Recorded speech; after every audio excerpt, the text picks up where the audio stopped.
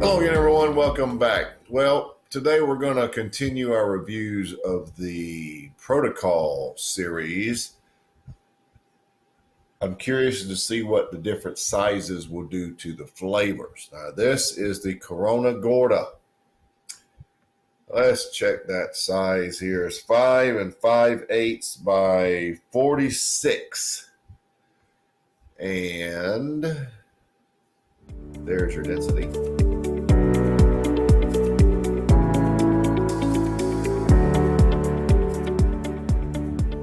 Feels average in the hand. Now, the reason I wanted to review all the sizes is because it was one of the highest scoring cigars I had of the year when I reviewed the Protocol Lancero back in February the 18th, as a matter of fact. And that cigar scored a 95. But that was a 7.5 by 38 ring gauge. They have two other sizes in the normal Protocol series. This Corona Gorda is 46, and there's a 6 by 52 Toro. So as the cigar gets rounder, bigger, fatter, what does that do to the flavors? It's no secret that a Lancero a lot of times has tremendous flavors because only the essential ingredients are included in the cigar. The more filler you have, it will change the flavor, or it can. More than likely, it will.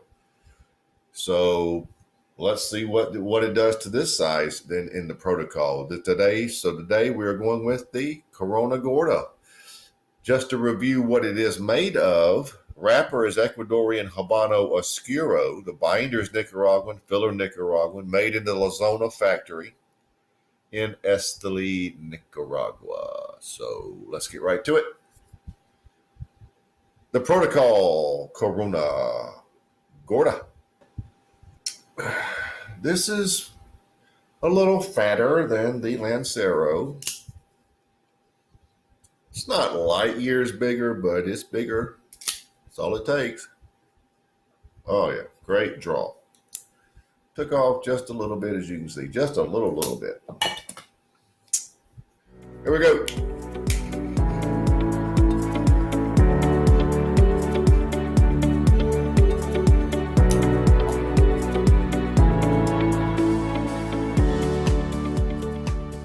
Well, your first flavors are definitely different, but one thing that is not different is the black pepper. Massive amount. Massive amount. Probably at an 8.5 to 9 to begin with. And on the retrohale, it is ridiculous. A lot on the finish, too. Now, you've got a lot more nutmeg notes in this size because you get a little bit larger ring gauge here. They're bringing those out a lot more. You have an orange citrus, probably like a tangerine, very light, a light tangerine citrus. Has some sweetness, but there's quite a bit of nutmeg. That's sort of what you're going to get hit with right at first. Now, it's going to change, I'm sure, and they're going to develop flavors, but the first thing you're going to get is a massive amount of black pepper, a massive amount of nutmeg, and light tangerine citrus.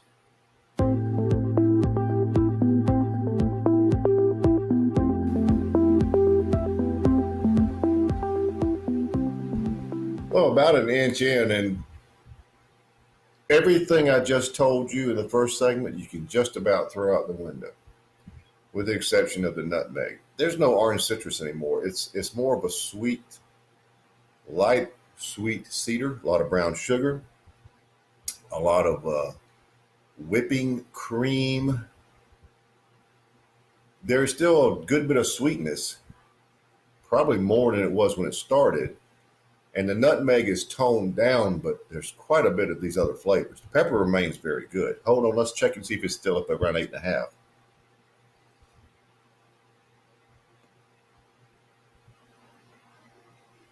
It has toned down between 7.5 and 8. There's some nice coffee at the base. You can get some coffee on the finish. The finish is very sweet cream, almost that whipping cream flavor. with some nice lingering black pepper. Cigar is medium bodied. Feels like it's going to go more, but I would give it medium right now. But what a change from the start to now.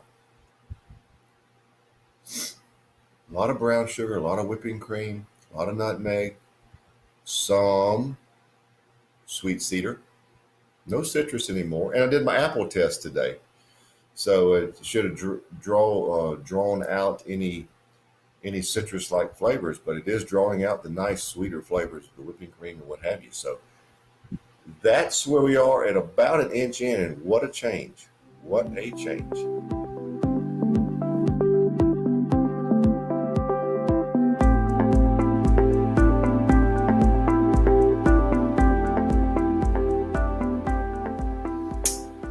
Well, I guess I'm at the midpoint, and I also have to remove that lower band here now. But the brown sugar is coming out much more now. The whipping cream notes have toned down. The nutmeg notes have toned down. So now you've got a lot more of the sweet cedar and massive amounts of brown sugar. Now, the other notes are still there, but they're playing second and third fiddle, so to speak. There is light coffee at the base, not overabundance, but light coffee at the base.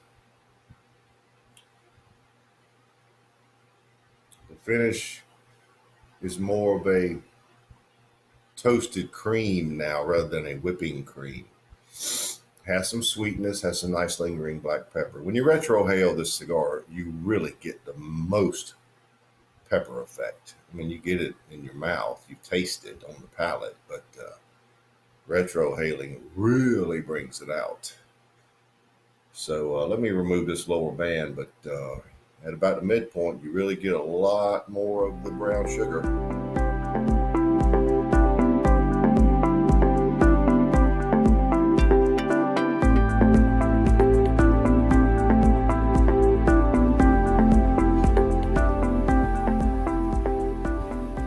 Well, we're down to the end, so let's wrap it up. Get just about an hour out of it. With about an inch and a half remaining, I started to have some other big changes. The coffee notes really came out. Still had some sweet cedar, brown sugar, light whipping cream, but it still added a lot of sweetness from the whipping cream. Pepper remained very good. Even had some caramel notes start slipping in. Hadn't had those until now. Cigar hit medium to full bodied here in the final third. Finish is by and large unchanged. There's a little bit of caramel notes over there, a little bit of darkness in the finish. This is very much different from the Lancero if you look back and compare the two. Good cigar, truthfully, not as good as the Lancero, but a good cigar. Actually, I'm rating it a 93. The Corona Gorda protocol had a lot of changes. I think it had more changes than the Lancero did, but started out one way and ended up another. I mean, that's just the way it goes. I enjoyed the cigar. 93, good score. But it's just, I'm amazed at the difference that a different size can make in certain cigars. And this one, it made a big difference.